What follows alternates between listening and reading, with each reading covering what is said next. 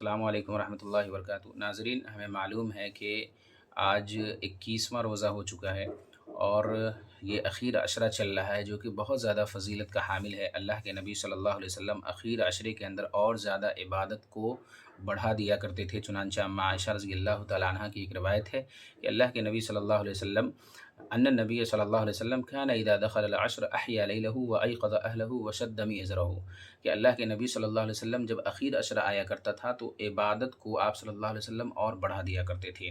اسی طریقے سے راتوں کو آپ صلی اللہ علیہ وسلم جاگا کرتے تھے، اسی طریقے سے اپنے گھر والوں کو بھی جگایا کرتے تھے اور اپنے کمر کو باندھ لیا کرتے تھے، کمر کو مضبوط کر لیا کرتے تھے۔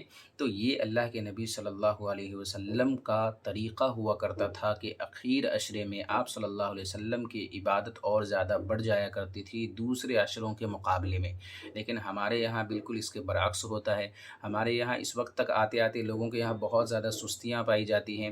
لوگ تراویح تک کو چھوڑ دیتے ہیں، قیام اللیل کو چھوڑ دیتے ہیں۔ 8-10 دن کی تراویح پڑھ کے لوگ اب سمجھتے ہیں کہ بس ہم نے سارا کام کر دیا، ہم قرآن سن لیے ہیں اور ہمارا کام ختم ہو گیا ہے۔ لیکن میرے بھائیوں، اخیر عشرے کی جو فضیلت ہے وہ دوسرے عشروں کی فضیلت نہیں ہے۔ اس لیے اللہ کے نبی صلی اللہ علیہ وسلم خود بھی جاگتے تھے، گھر والوں کو بھی جگاتے تھے۔ یہ بخاری کی روایت اور اما عائشہ رضی اللہ تعالیٰ عنہ کی روایت میں نے آپ کے سامنے مسلم کی روایت کو ذکر کیا ہے۔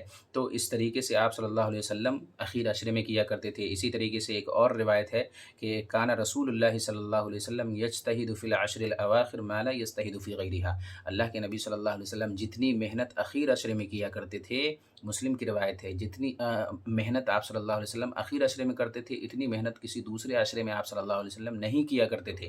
تو اتنی محنت آپ صلی اللہ علیہ وسلم کرتے تھے، کیوں کرتے تھے؟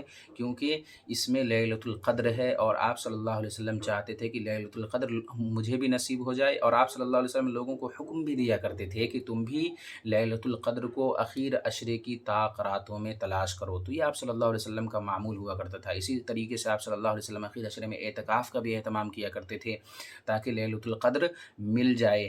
لیکن آج ہمارے یہاں بالکل اس کے برعکس ہوتا ہے اور ہم تمام کے تمام لوگ ان چیزوں کو نہیں سمجھتے ہیں اور اپنے وقت کو ضائع کر رہے ہیں۔ میرے بھائیوں، ابھی کچھ دن باقی ہے، ابھی بھی 23ویں رات باقی ہے، 25ویں رات باقی ہے، 27ویں رات باقی ہے، 29ویں رات باقی ہے۔